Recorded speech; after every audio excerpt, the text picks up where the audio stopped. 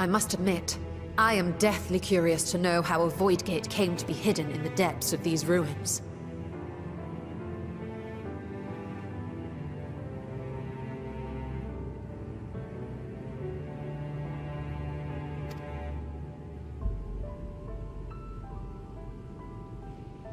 To tell that tale, we must first peer far to the south, and even further into memory.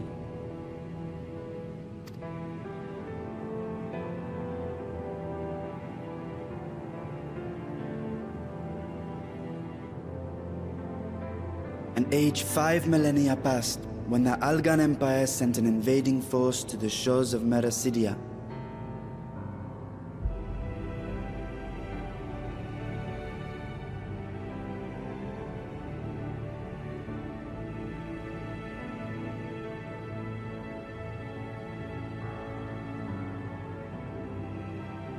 The southern people rallied around the commanding figures of Bahamut and Tiamat and fought fiercely to repel the would-be conquerors.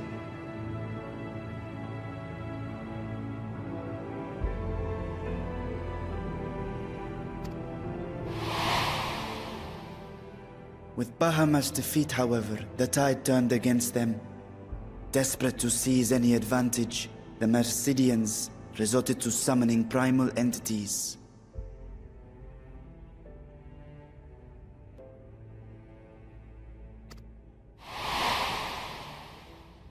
In response, Emperor Zande forged a covenant with the Cloud of Darkness, sovereign among the all-devouring denizens of the Void.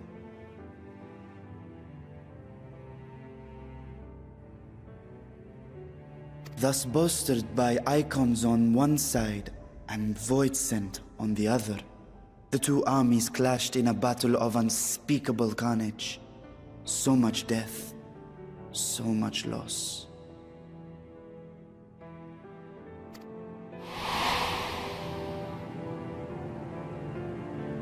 I consider myself well versed in that period of history, yet you speak as one who witnessed it happen.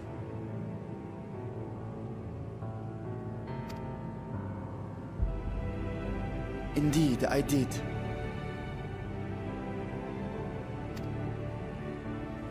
I heard Tiamat's roar of defiance and sped toward that war-torn land.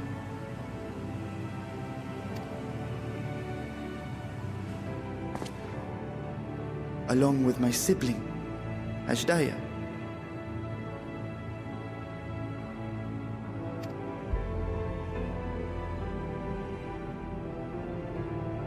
We dragons are not male or female as men are wont to classify, but elder sister is the closest a mortal tongue can come to describing what she meant to me.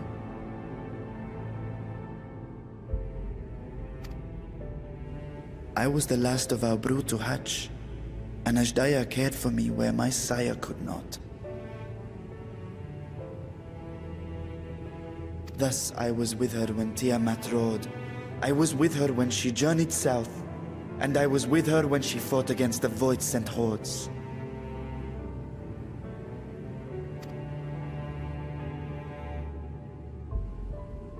Yet no matter how many of their vile fiends we cast down, more rose from the abyss to take their place. Faced with an unwinnable war of attrition, Ajdaya risked her all on a final gamble.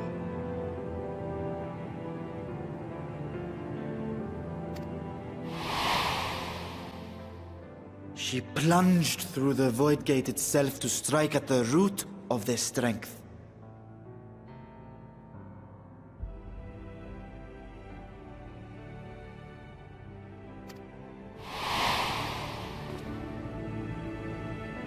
I tried to follow in her wake, determined to lend what aid I could. But even as I came upon Alag's glittering tower, I saw the rift close behind her.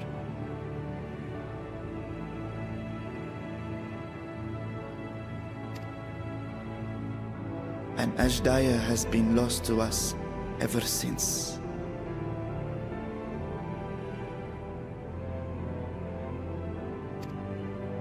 I find I must retract my earlier claim of historical knowledge. Nowhere in the Crystal Tower's archives did I see mention of such noble sacrifice.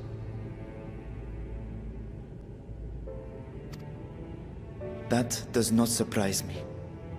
To Allagan eyes, it must have seemed as if a lone dragon, driven to madness, simply dove through the gate and did not return. For my part, I spent long years searching for the means to reunite with Ashdaya.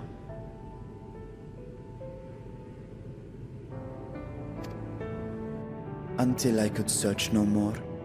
Until Allag was dust, and the arts to open a void gate large enough to accommodate a dragon forever lost.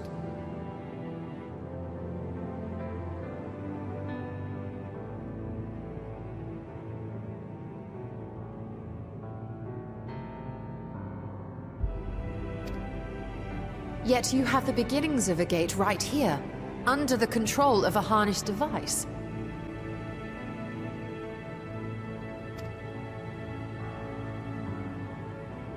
My discovery came before Radzat was founded. Though I scoured the lands for a method to cross the rift, it was beneath the sea that I chanced to find a natural planar fissure. It was, however, far too narrow to admit a worm's bulk. Only after our city rose upon the rock, and I could enlist the aid of our talented alchemists, did matters take a favorable turn.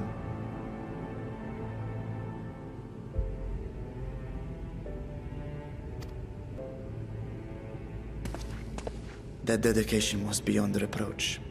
Tirelessly they worked to expand the fissure, and after decades of toil, it finally grew to a size that a child might pass through.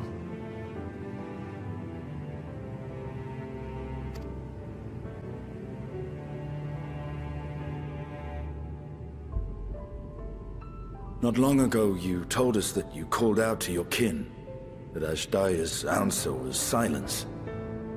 I suspect the conclusion to your tale is not a joyful one.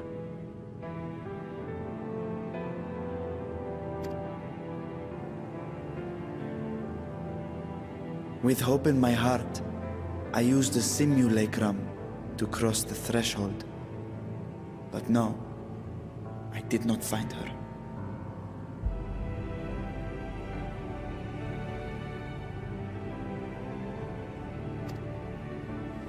What I found was a host of void scent, clamoring around the opening they had sensed. 'Twas but a moment, but enough. I had no choice but to retreat and allow the portal to contract once more.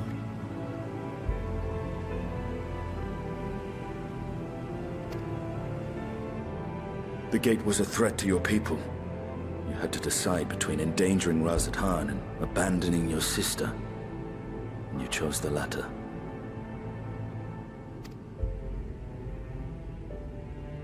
'Twas not that thy siblings scorned thy call. 'Twas that she was trapped beyond a barrier through which neither roar nor dragon may pass. Even now, in the desolate world of the 13th. I can scarce imagine your pain, yet it was wise not to linger in that place. Too long a sojourn, and even a being of your power risks being warped into a creature of the void. You've seen this phenomenon before, when we stepped into the darkness.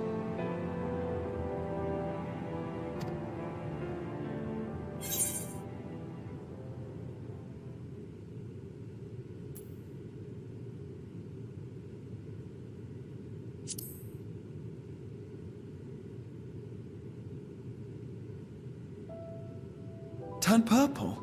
Well, yes. His wounds had allowed the void's corruption to enter his body and twist his ether. Had it been allowed to progress much longer, I presume he would have been fully transformed.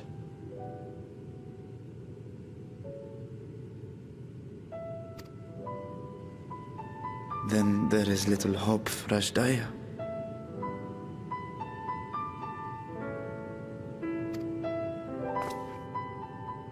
No, I hadn't meant to. I speak only of possibilities.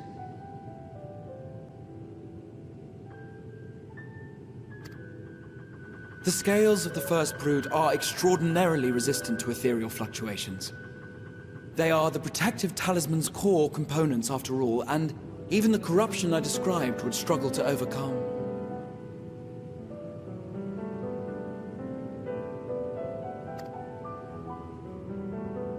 Of course. With the warding scale in one's possession, one could conceivably survive a stay in the 13th without being warped by its energies.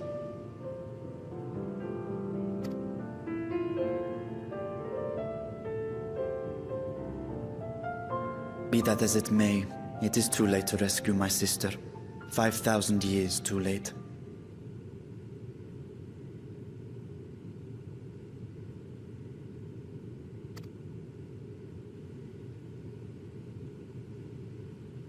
And now countless others look to me for guidance and protection.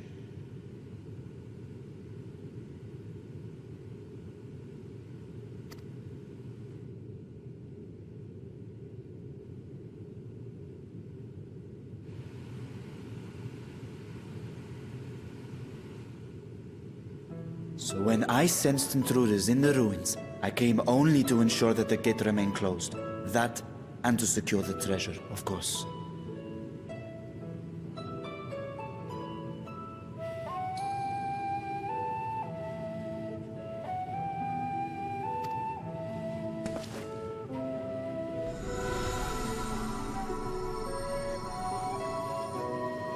I wish only to forget the rest.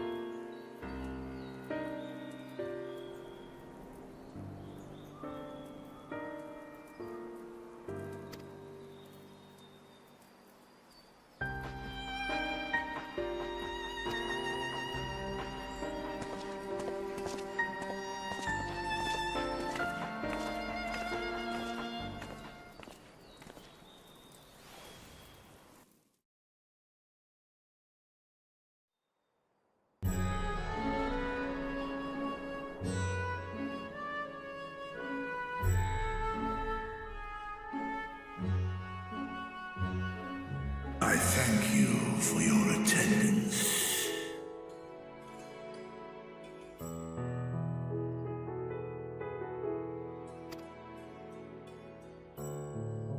The riches the Radiant Host have retrieved were hoarded in Al-Zadar's name. A fortune I set aside for a future day of need.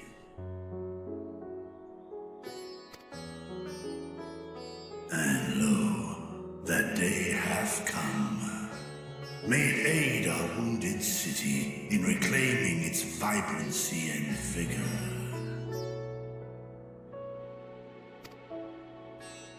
In better times, I would leave such a task to our capable Ahawan. God's rest his soul.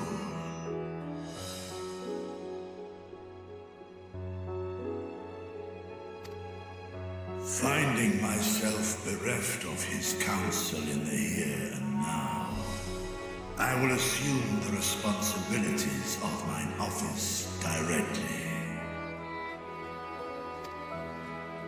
Firstly, the treasure shall be sold for more convenient currency. Thence, invested into the trading port of Yedlamad. Our merchants must have their operations restored, their ships rebuilt. Commerce must flow once more.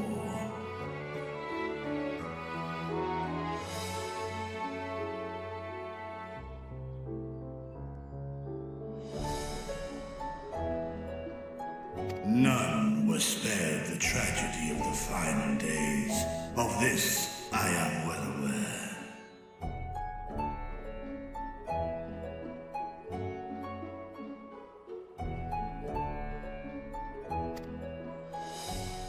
But an absence was created by the loss of Kalzar's consortium. And by filling it, we provide new means for our fishermen, our artisans, and others to bring their wares to distant markets.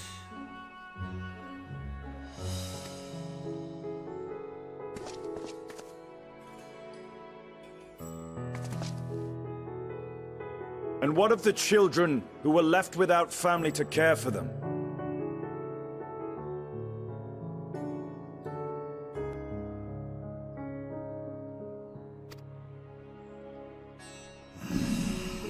That is a concern which weigheth heavily upon my mind. A simple gift of coin will soon be exhausted, leaving these young souls adrift on the fringes of our society.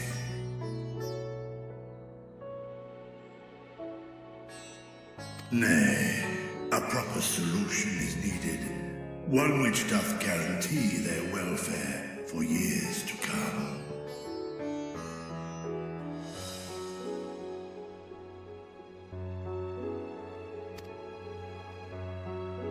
Thou hast surely seen how other nations rise to meet this challenge, adventurer. What dost thou deem the wisest course?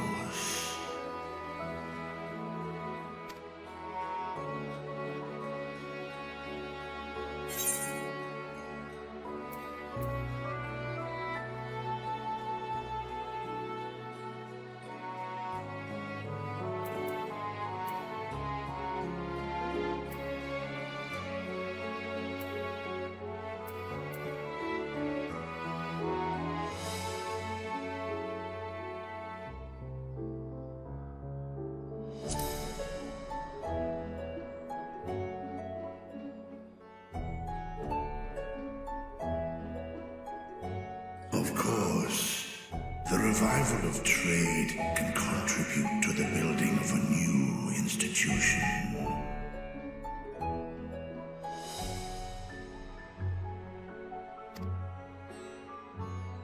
Let us put this idea into practice.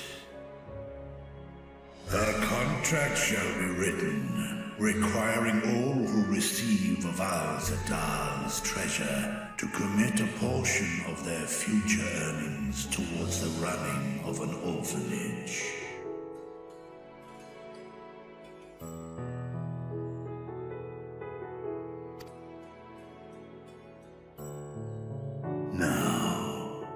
Such an influential policy is deserving of a worthy name.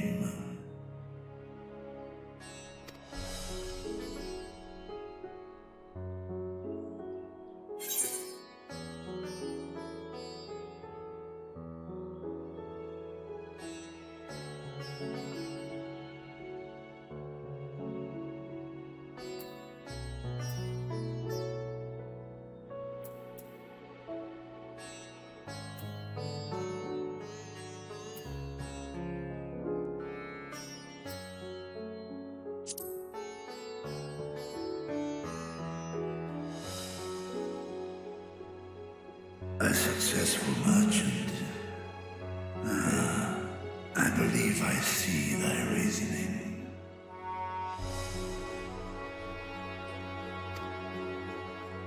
Kalzal should be remembered, not as the blasphemy which terrorized Thavne, but as a hard-working and generous man who brought much wealth to our shores.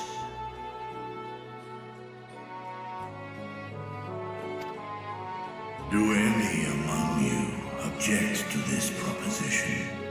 Many here lost loved ones to the beasts.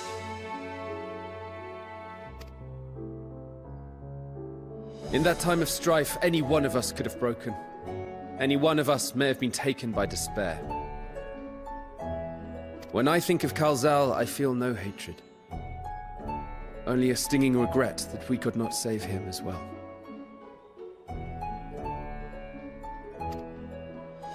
Isn't that right, men?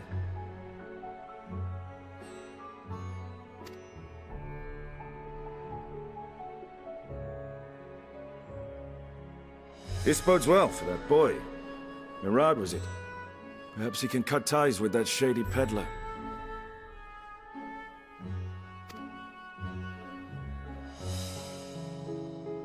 Then let it be done. Henceforth, this initiative shall be known as the Kalzal Foundation.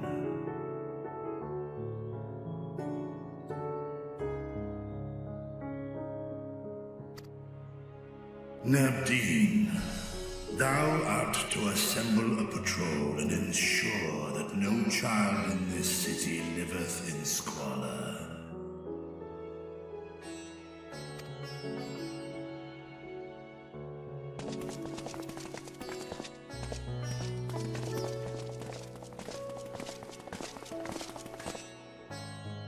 Clerks, see to the management of our funds and make haste. Our citizens must not suffer a day more than is necessary.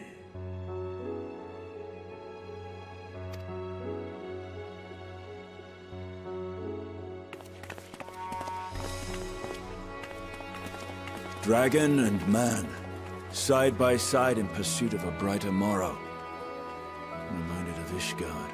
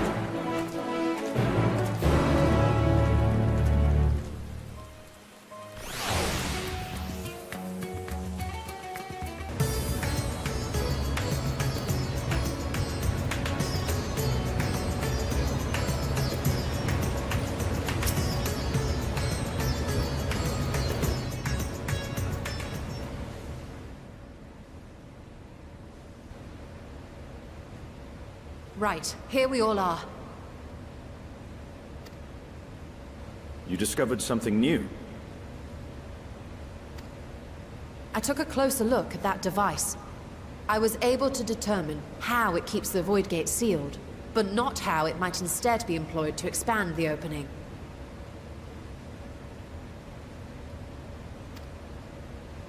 For that, I would need to reference the technique developed by Vritra's alchemists, no records of which appear to have survived the intervening years.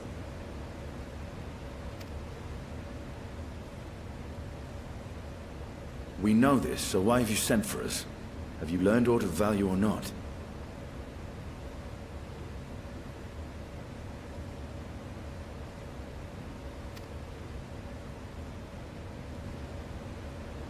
Patience, good sir. One must introduce the subject before launching into specifics.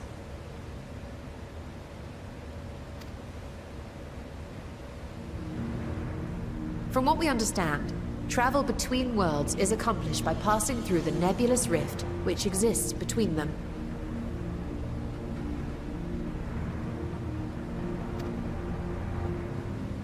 Picture, if you will, the moment you were called to the first.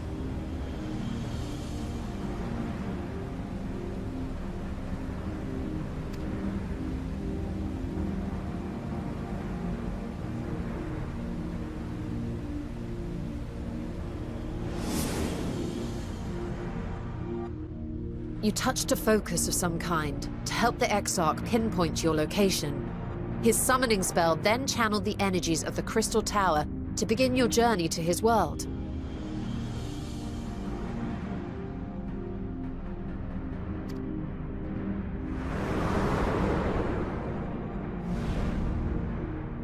The magics tore a hole in the wall separating source and shard, and cast you into the intervening nothingness.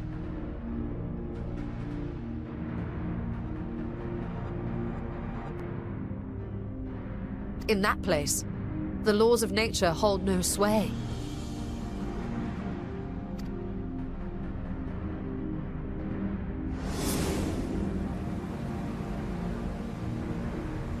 Yet even through this realm of temporal and spatial instability, you were borne safely to your destination in the first.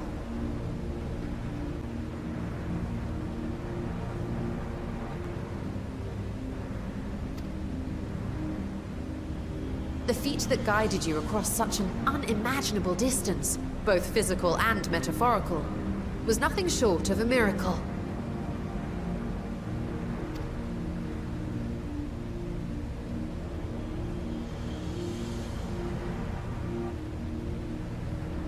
Then what of the many voids sent found in the source?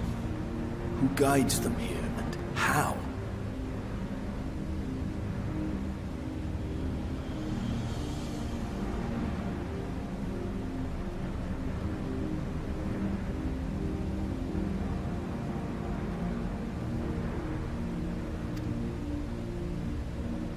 An excellent question.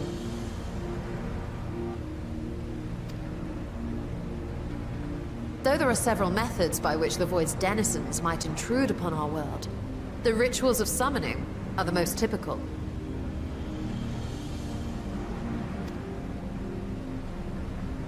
For example, let us consider the Gargoyle, a creature of middling power.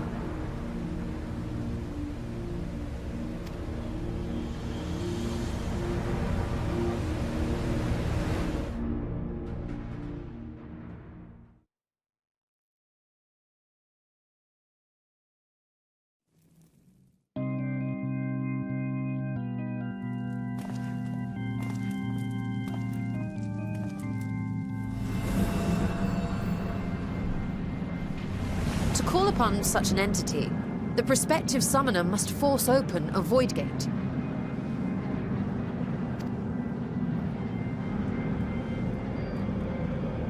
The portal lasts but a moment and is relatively small, allowing only an imp or other lesser being to squeeze through with their physical body intact.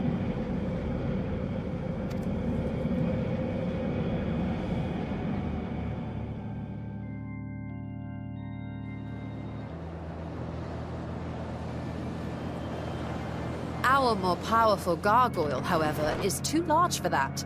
Creating a gate big enough for him would require vast amounts of energy, far beyond the reserves of any one mortal practitioner.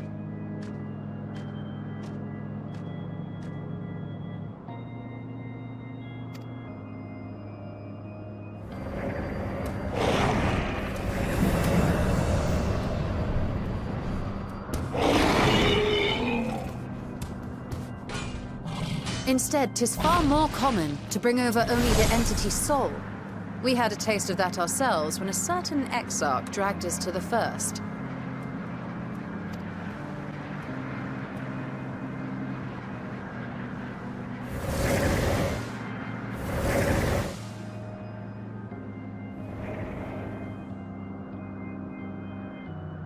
And just as our bodies remained in our world, the Void Sense physical form is left behind in the 13th.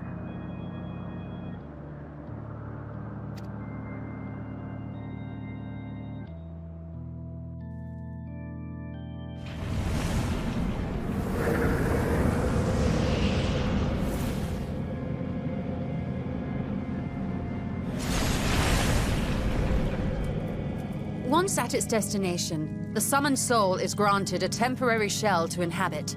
In the gargoyle's case, a stone effigy has proven a suitable vessel.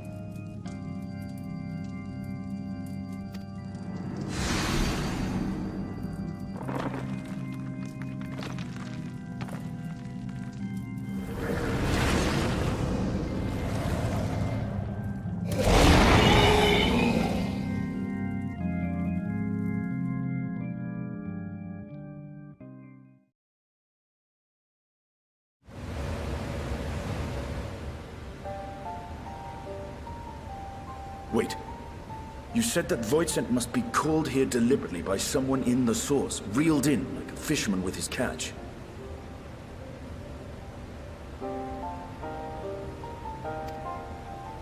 Exactly. For a being to navigate the chaos of the rift, with or without form, there must needs be a guiding agent on the other side.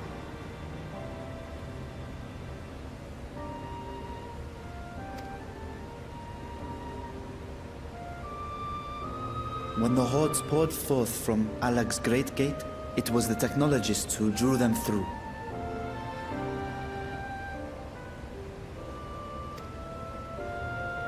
Though to my knowledge, planar fissures are in essence natural passages between our world and the void, which require no such guidance to traverse.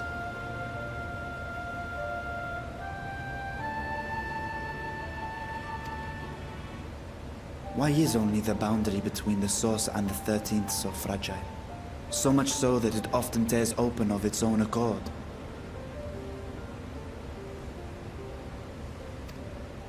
I believe solving that mystery is key to understanding travel between the source and its reflections.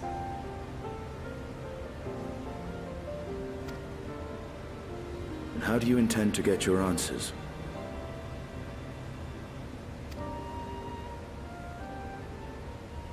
No, the danger is too great.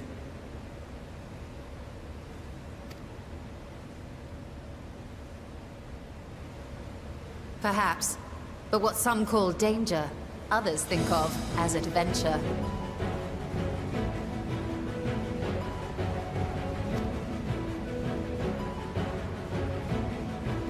Were you not listening to my tale? Never mind that the means to expand the gate has been lost to the ages. Even could you force the portal wide enough, you would be greeted by an army of murderous horrors the very instant you step through.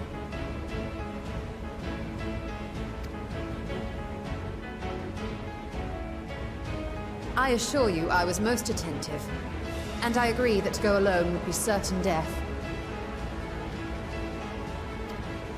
But if I were to bring along one who has already braved the 13th, and humbled the cloud of darkness, well, I imagine my chances would be much improved.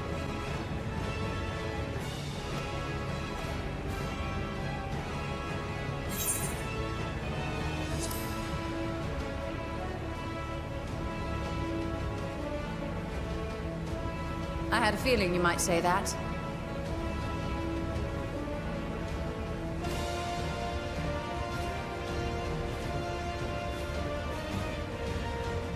Once again, I put my life in your ever-reliable hands.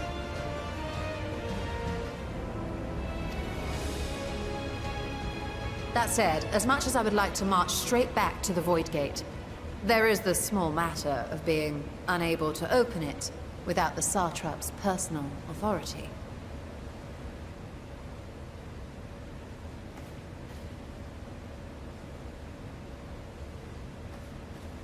As I've said before, I will grant you and yours any boon you choose to name, provided it does not endanger my people.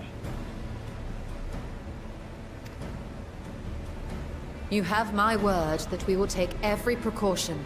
Not a single Voidsent will be allowed to threaten Radzat-Han, assuming we manage to expand the portal in the first place.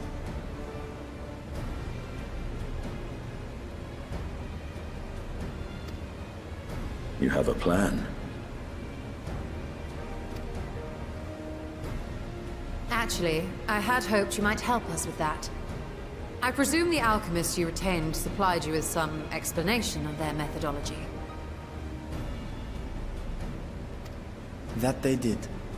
House Daimir was overseeing the project.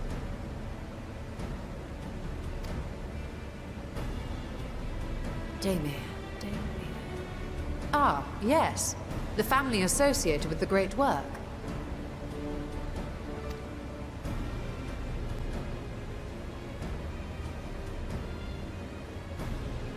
I did not fully comprehend the theory, but their research began with a Voidsent which had slipped through the fissure. After a thorough examination, they created an arcane simulacrum possessed of similar qualities. A man-made Voidsent, if you will. It was apparently indispensable in their efforts to enlarge the gate.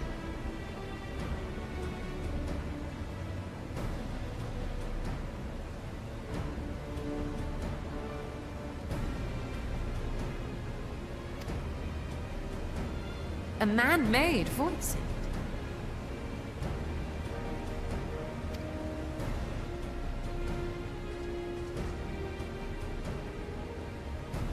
Yes. Being great admirers of the Archons, House Daimir submitted detailed notes to Charlene's official committee. They expected praise and accolades for their simulacrum, and were thus devastated to be informed that their work had been classified as prohibited material. If that's true, then those notes might still be stored in a forbidden archive somewhere. Not Google, of course, since that library had yet to be built. Which leaves us with...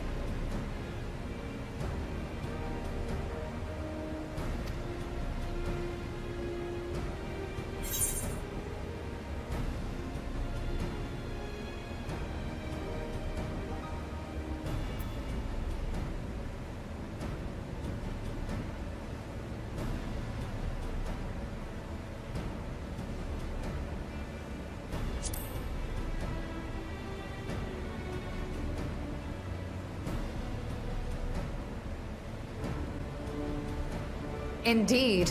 Numenon's restricted stacks may very well hold a copy.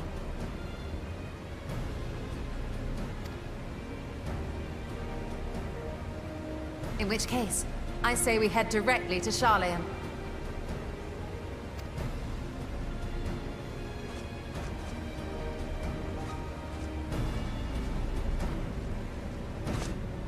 Unless you anticipate needing help to reach the high shelves, I see myself being of little use. Go on ahead. Still need to find Mirad and tell him about the Khalzal Foundation.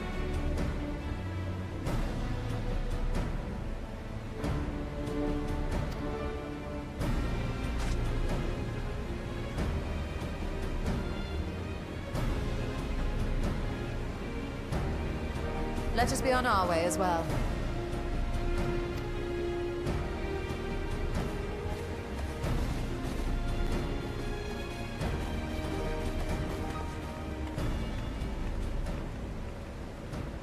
They are resolved to venture into the void. Do I sit idly by?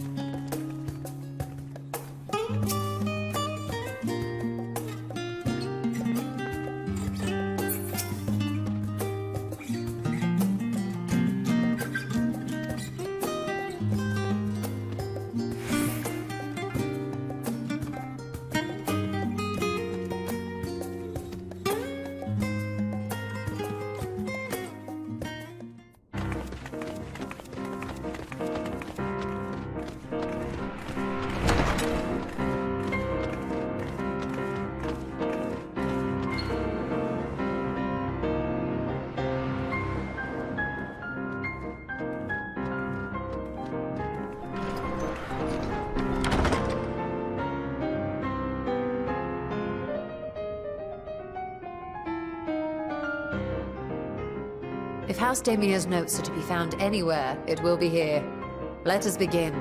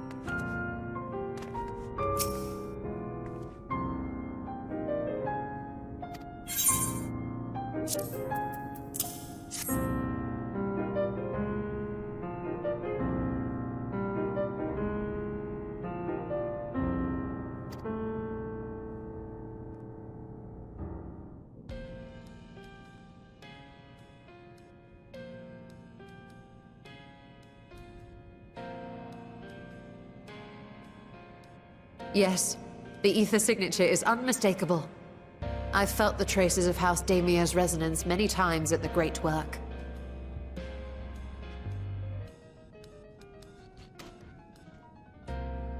Time to see what all the fuss was about.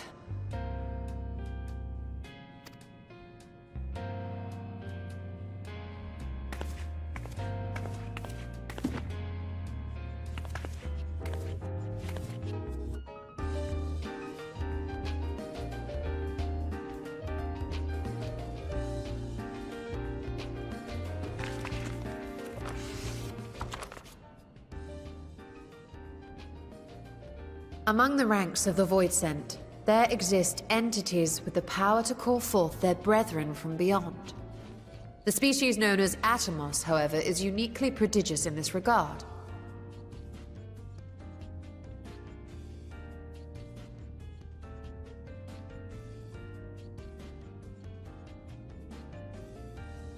From its distended maw, it can expel an endless procession of void-born creatures. A talent which sorely tested the Radiant host in its battles against these abominations.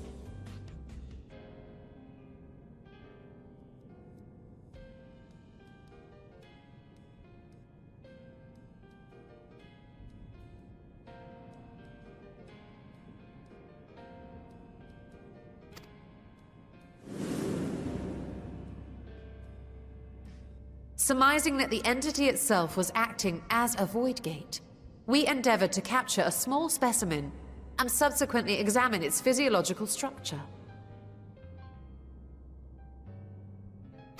Our findings reveal that the Atomos had absorbed a planar fissure into its own flesh, which it could expand at will into a functioning gate.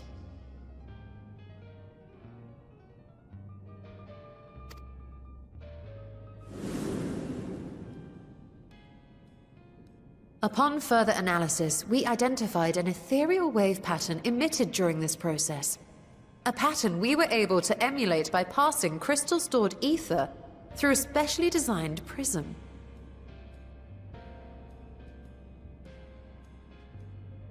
We proceeded to embed said prism into an arcane simulacrum, thus completing what we have dubbed our artificial Atomos.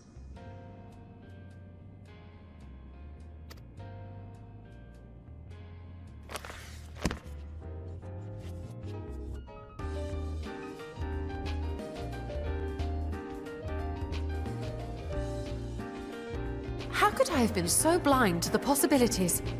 This species, not to mention its ability to summon Voidsent, has been discussed among academics for years now.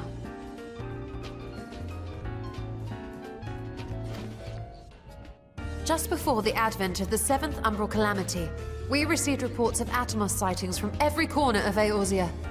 Surely you've at least heard the tales.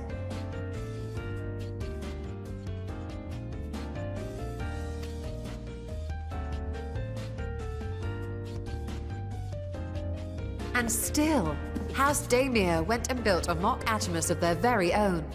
I'm not surprised the Archons consigned their work to a restricted archive. It was no easy task, but at last we've unearthed the volume we've been searching for.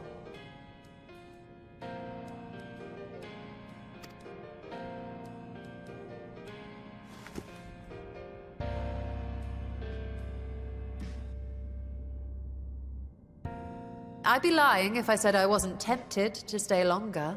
See what other forbidden titles might be lurking on these shelves. Ah, but that would be abusing the very special privilege we've been granted now, wouldn't it? Better not.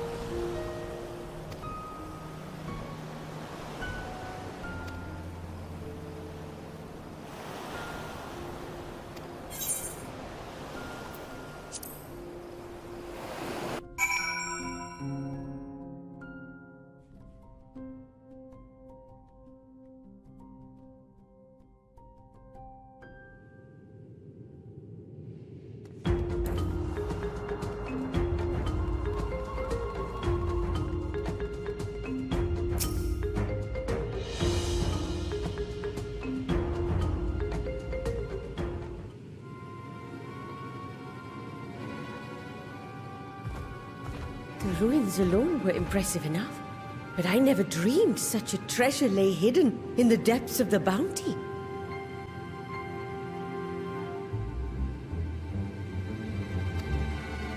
It may have been helpful to know this device existed, Your Excellency.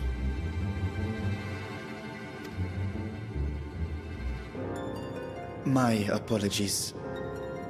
The gate was a secret I shared with none but my closest advisors. I feared for what might happen should those with ill intentions learn of its existence.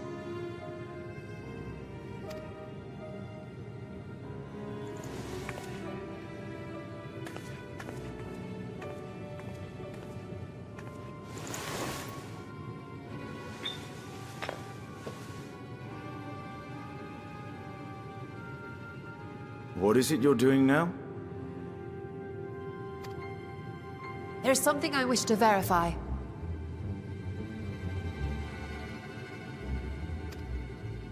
The NOAA reports claim that a short stint into the void carries little risk of etheric imbalance.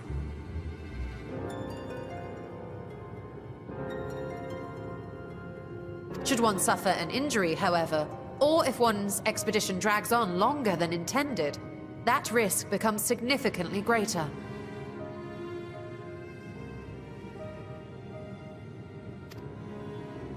Graha theorized that a warding scale would confer protection from the Void's corrupting influence. But I would prefer to test that hypothesis before we set foot in the 13th ourselves.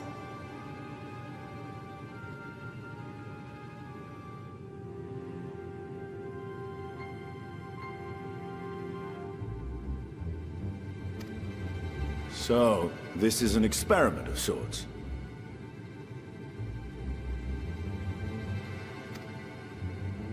Yes, an experiment. Tell me, how would you go about testing the efficacy of the warding scale?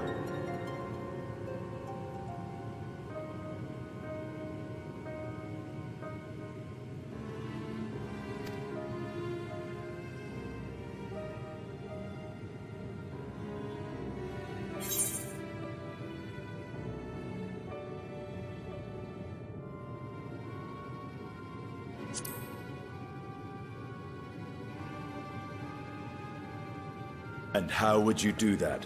The gate is still too small for any of us to pass through.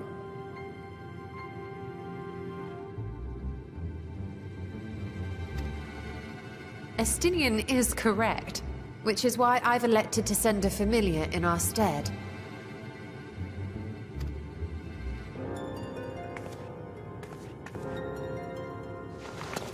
Now, a lowly imp can navigate a fissure, no matter how narrow. Which means an arcane entity of similar stature should be able to manage the same.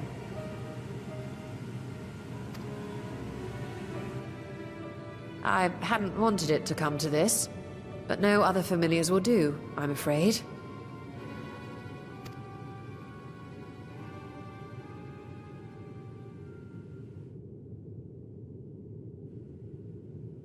I mislike the sound of that. What manner of fiend does she mean to summon?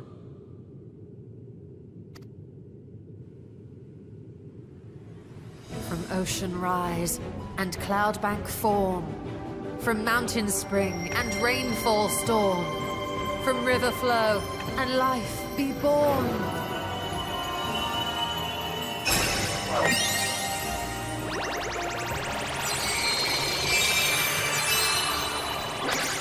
Water, water, froth and foam!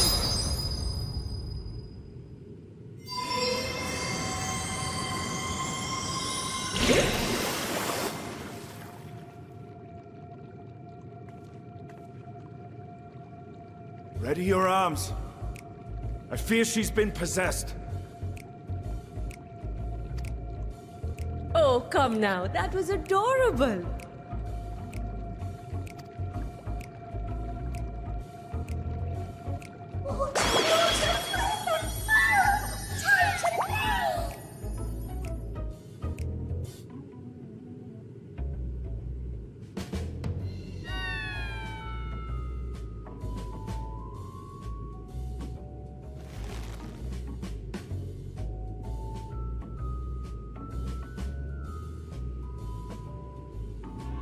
Though not my first choice, these familiars I conceived of as a child have the best chance of fitting through the gate.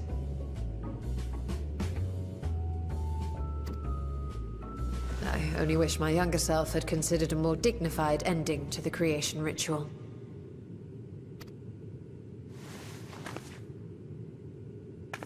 In any case, these two should serve us well. This one will bear a warding scale.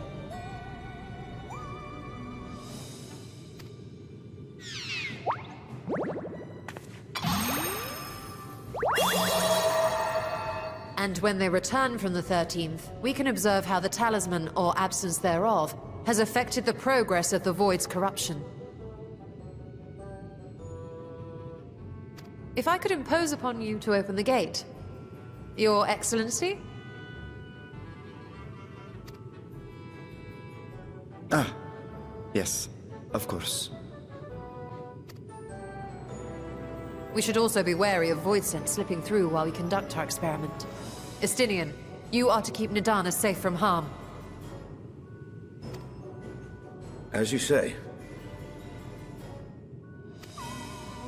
You had best be on your guard as well.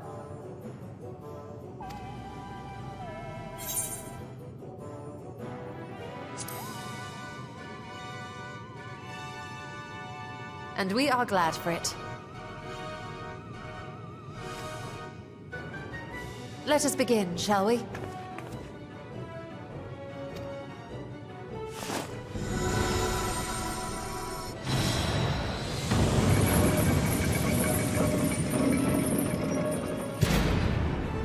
Nixies, into the void.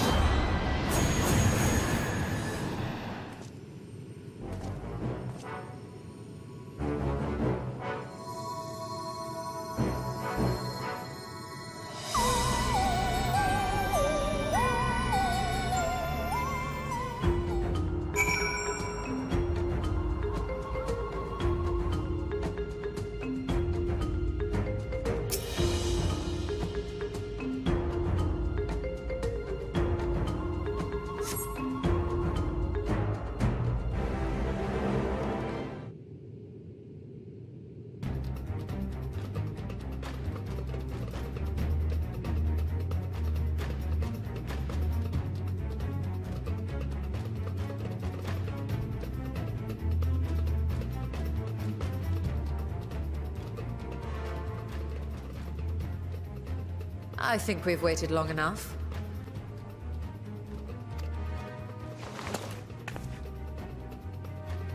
Nixies, return to my side!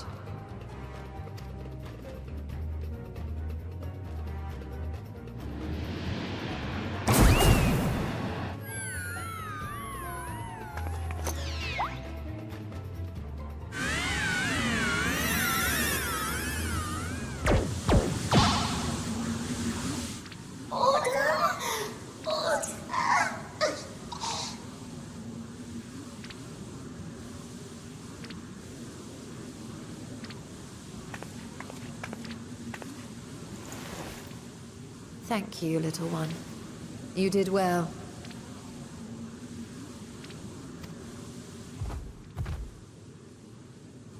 Oh, the poor thing.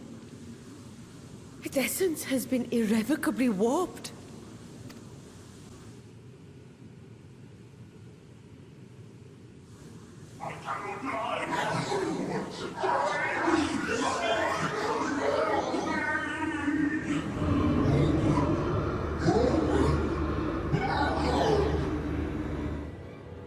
We're out of time! I must reseal the Void Gate.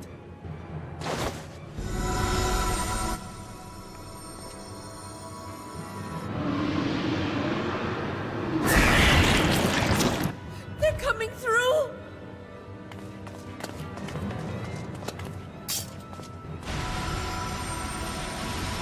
In the name of Alzadal III, I bar this door unto the Void!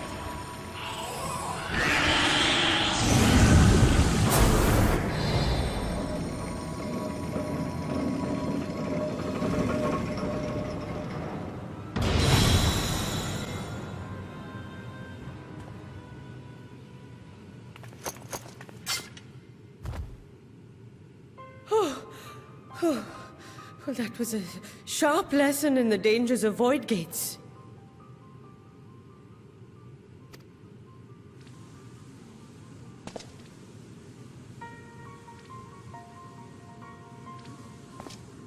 And what of our experiment?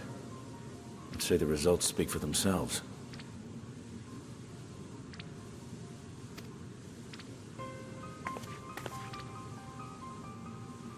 The unprotected Nixie has suffered extensive etheric corruption.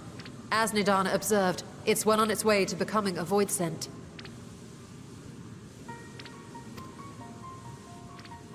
The one merged with the talisman, however, appears unaffected.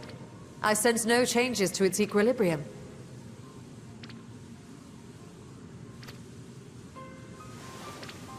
Rest now, little ones.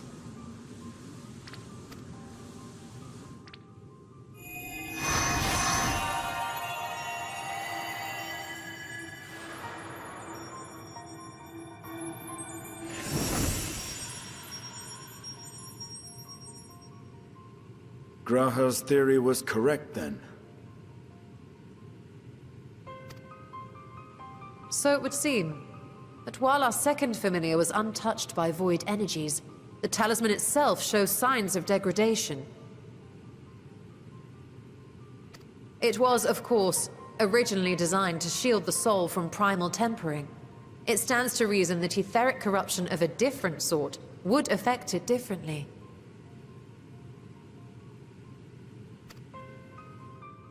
We may need to modify the warding scale's design to account for the 13th's uniquely unstable ether. You've said much of the Void's instability, but my imagination fails me. What manner of place is this broken world?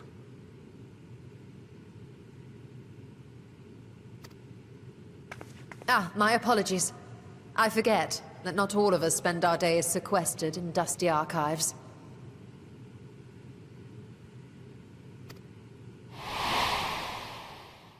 The 13th is a reflection of the source that was drowned in a flood of darkness.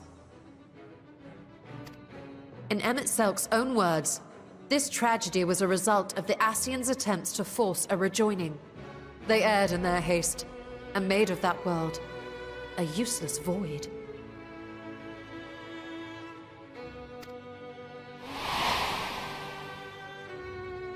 You remember Unakalhai, the unusual child we met during our troubles with the Warring Triad. He explained the fate of the 13th thus. The champions of that ill-fated world used the stone known as Auracite to contain the power of primals. But those self-same heroes were gradually corrupted by the Auracite's bleeding energies, transforming into fiends with an endless hunger for ether.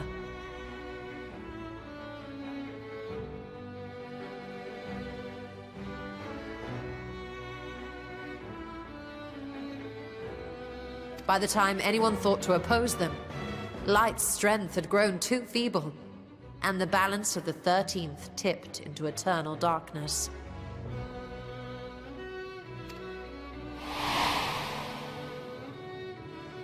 It was Elidibus, as I recall, who rescued Unakalhai's spirit from his final battlefield.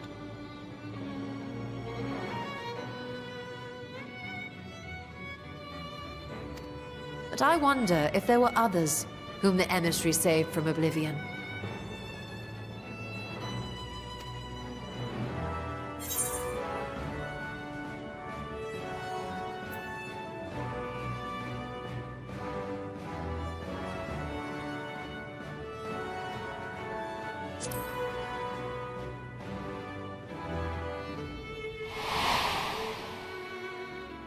Silva, the adventurer who traveled with the Warriors of Light. And you say she was another of Elidibus's pawns?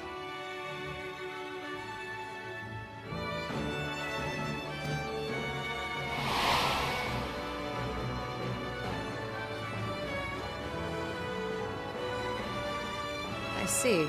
So Ciela, or rather Silva, was beguiled by the same dreams of heroism as Unakalhai. And what of your own experience? Will you tell us of what you observed during Noah's expedition?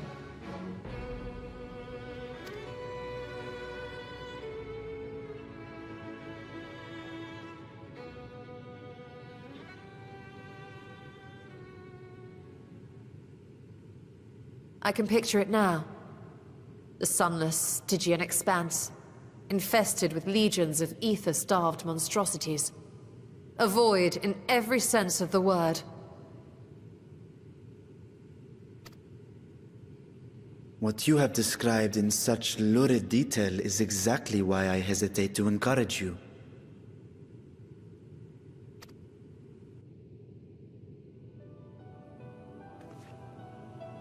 Worry not, great Vritra.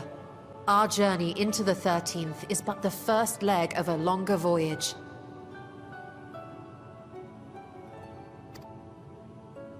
A voyage that shall lead us to other reflections, to new mysteries and discoveries. And I mean to be there every step of the way.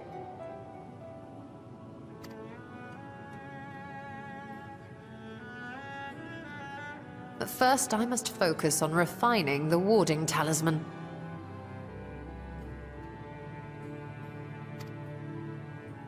Then I can begin work on constructing an artificial Atomos.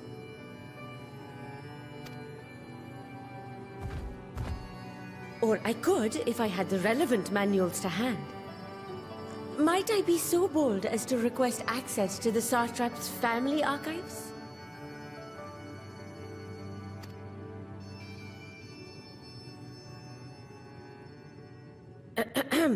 Your Excellency?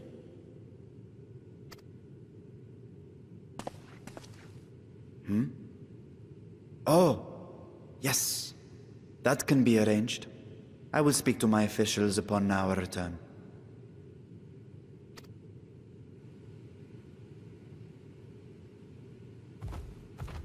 We will see you back in the city then.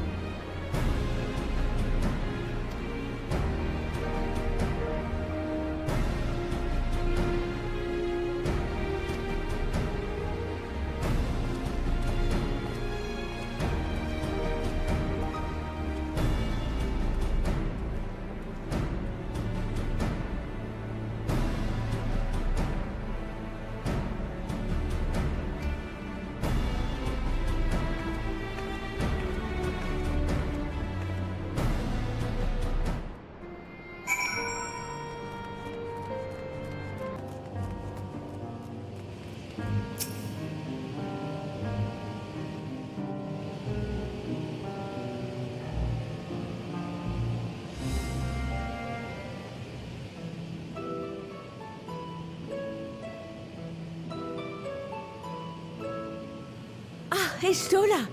The adjustments are going well, I hope? 'Tis a lengthy process, but the end is in sight, yes. That's wonderful news. I myself had some good fortune searching through the Satrap's private records.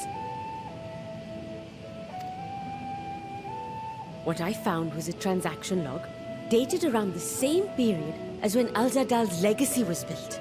It included a purchase list of highly exclusive alchemical components, and I knew I'd discovered the key to making the artificial atomos.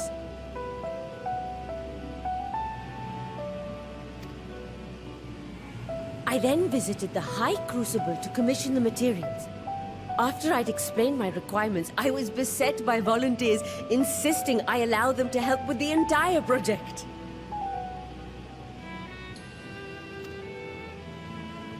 The usual reaction to someone forcing open a void gate is to run for the hills. Harnish academics certainly are a different breed. The alchemists of old were cut from a similar cloth. The unknown held no fear for them. Indeed, they were ever eager to seek new knowledge, regardless of the danger.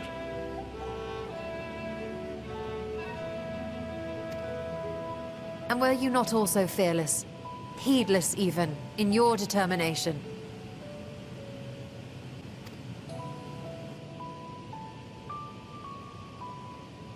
My sire entered his dormancy before I was hatched. And so it was Ashdaya who kept my eggs safe and warm.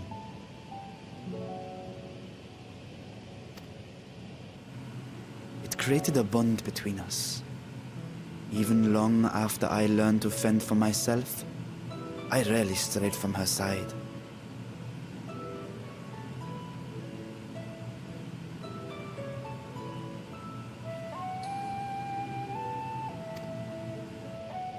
She was my guardian, my sister, my dear companion. And not a single day passes that I do not mourn her absence.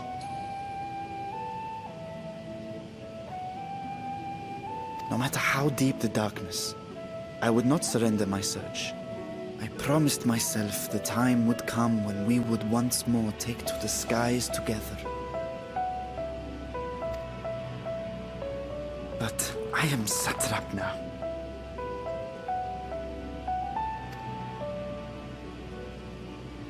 The Radiant Host is here to serve, Your Excellency. Nabdeen, what is this about?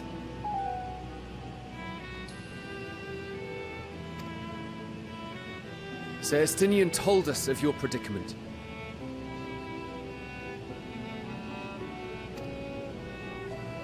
For centuries you have protected Rads at Han, never showing your true self, hiding behind a curtain and living only in service to the people.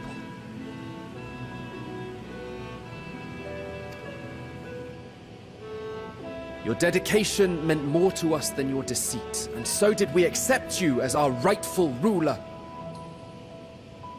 After all that you have sacrificed for this nation, did you imagine we would begrudge you your heart's desire? We survived the final days. We are a strong and proud people. We, the Radiant Host, will keep Thavnair safe in your absence.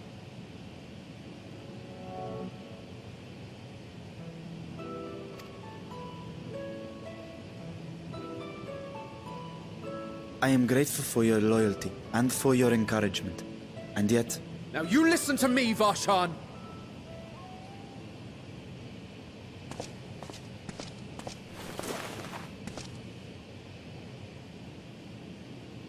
You are wearing that face, after all.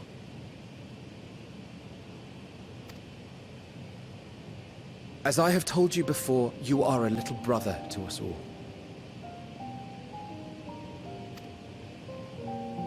And if you are family, then so too is your sister.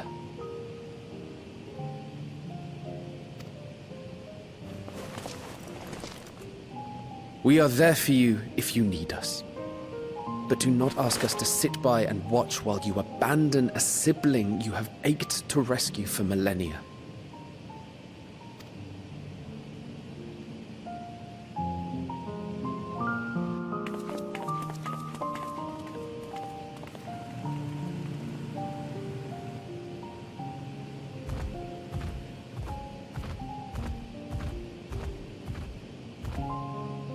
We will succeed in opening the way.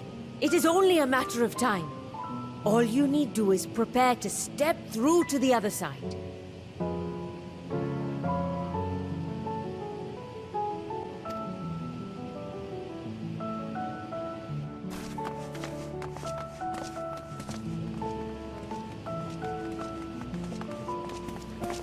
Your Excellency, I wanted to thank you for building the orphanage. It means so much that my sister and I will have a place to be together, safe and happy.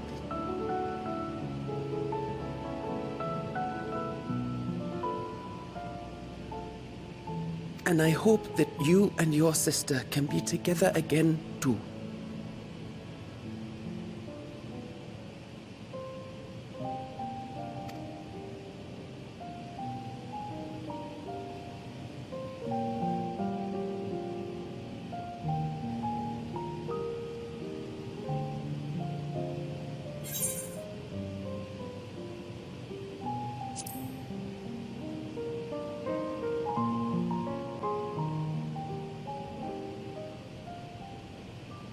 Take heart and protect them well.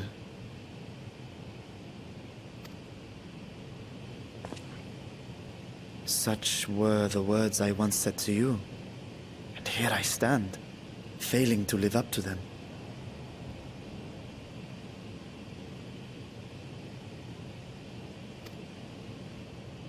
If my heart is torn, I am fit to protect neither Ajdaya nor Radzadhan.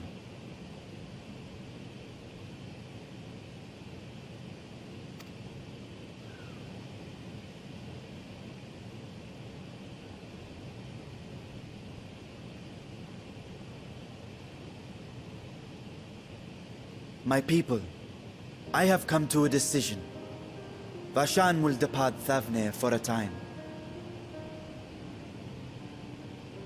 My dragon self will remain in the palace, but only to conduct the Satrap's most essential duties.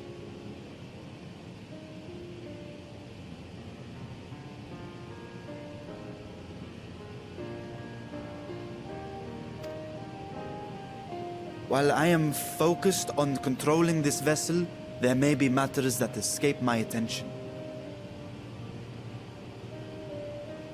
I rely on you, my trusted friends, to watch over one another until I return.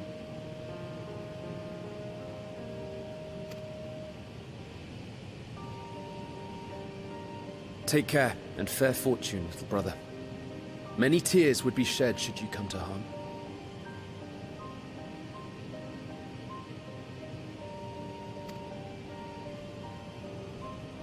I would not dare make you cry.